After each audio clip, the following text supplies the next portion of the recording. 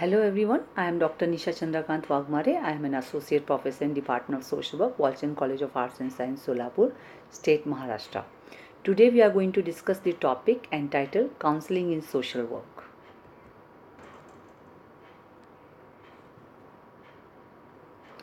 Now let us see what are the learning outcomes of today's presentation. That means at the end of this session, you will be able to understand the concept of counseling, will get acquainted with various skills and principles of counseling, and will also be able to learn the process of counseling in social work. Now let us see the meaning of counseling first. Counseling is an enabling process to empower individual. It is a purposeful relationship between counselor and counselee. The counselee can also be referred as client. Counseling helps client to understand his or her own situation. Counseling helps or facilitate the change in behavior, beliefs and attitudes of the client. Counseling is not an giving advice or interrogation or confession.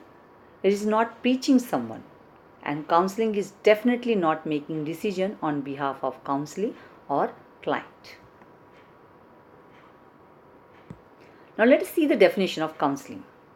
According to Oxford Dictionary, counseling is the process of assisting and guiding clients, especially by a trained person, that is counselor, on a professional basis to resolve personal, social or psychological problems of the client.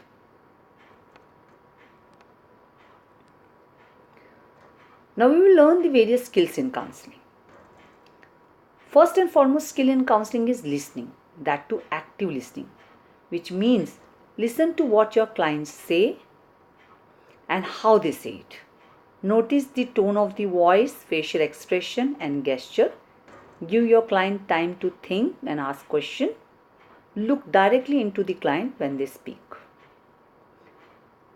Second, or the another skill in counseling is responding, which means the counselor should ensure that you are continually involved in the conversation by either nodding head or saying then or saying oh whenever it is required.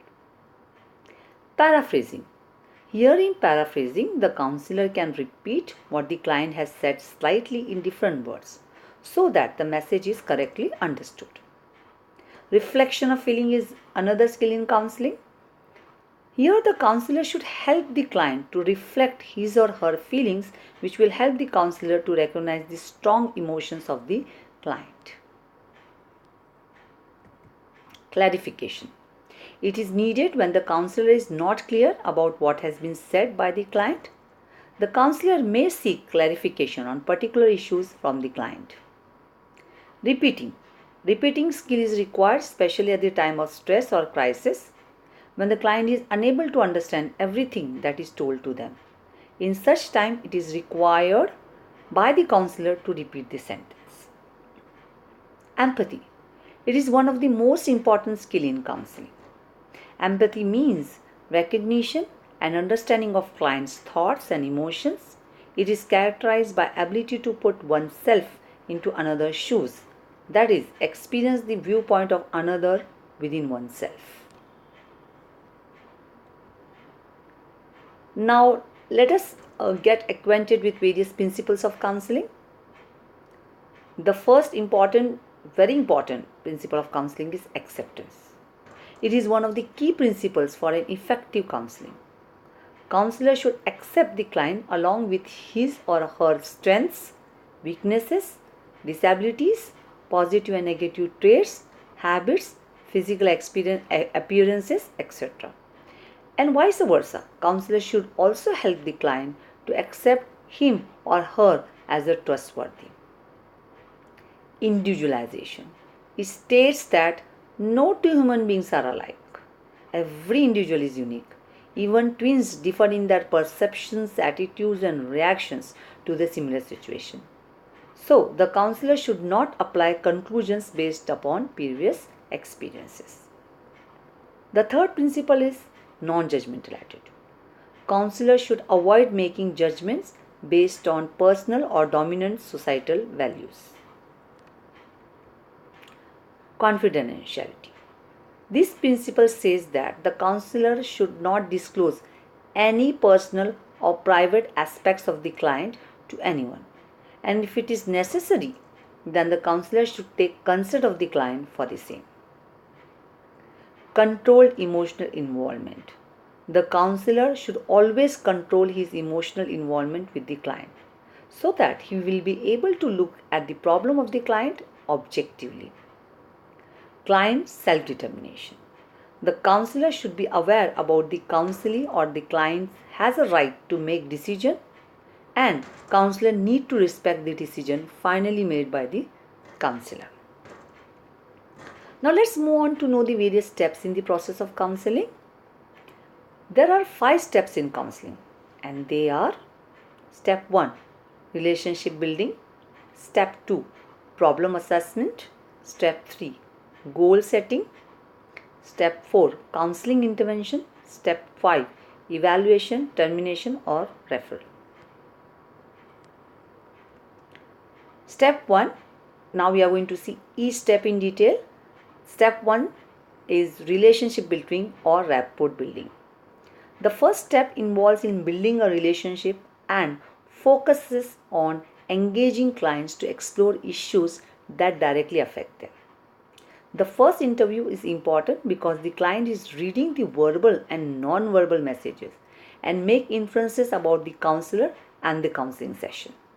In the rapport building step, the counselor should indicate that he or she are interested in the client, ensure client is comfortable, watch for non-verbal behavior as signs of client's emotional state, initiate social conversation to reduce anxiety, and also invite client to describe his or her situation.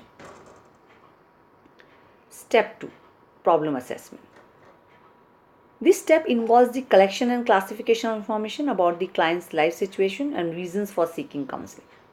As the client continues to disclose his or her intimate thoughts and feelings, the client and the counselor become more aware of the following: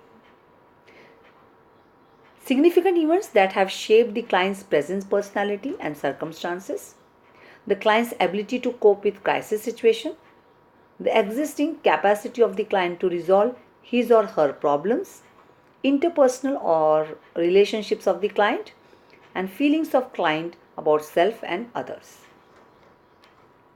Step 3 is goal setting. It is the process of specifying goals. Goals are the results or the outcome that client wants to achieve at the end of counseling. Goals should be clearly defined, feasible, and within the range of the counselor's knowledge and skills.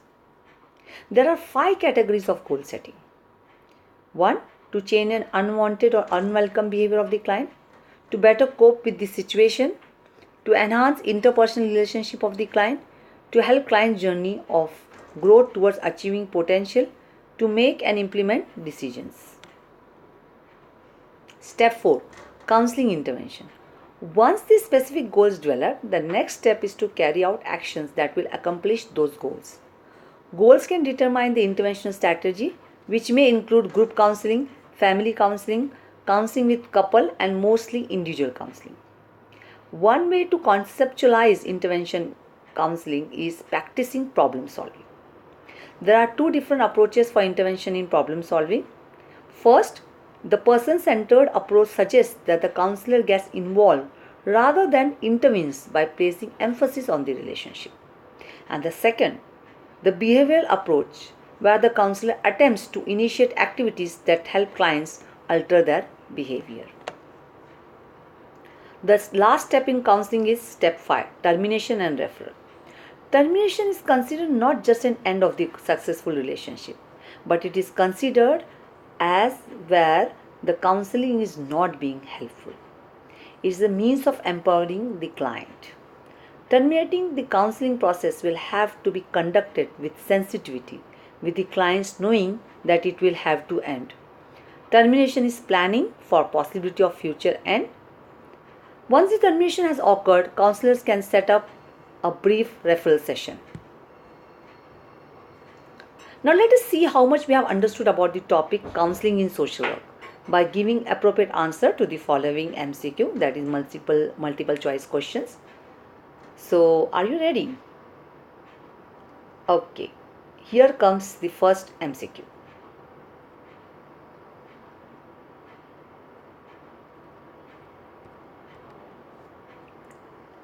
Counseling is dash. There are four options. Option A, enabling process. Option B, an interrogation.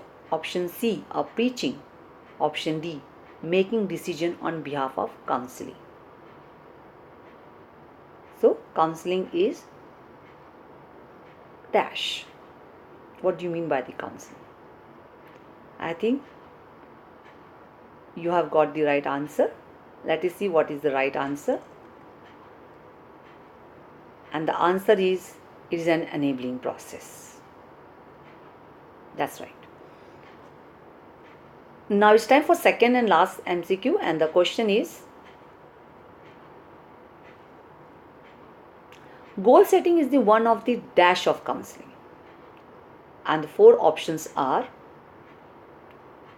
option A, skills. Option B, process. Option C, principles. And option D, stages. I repeat, goal setting is one of the dash of the counseling, whether it is a skill, process, or principle, or stages. Let us see which is the right answer. And the answer is, it is a process. Goal setting is one of the process of counseling. So here are a few references that I have cited for the presentation. Thank you for your patience listening. Thank you so much.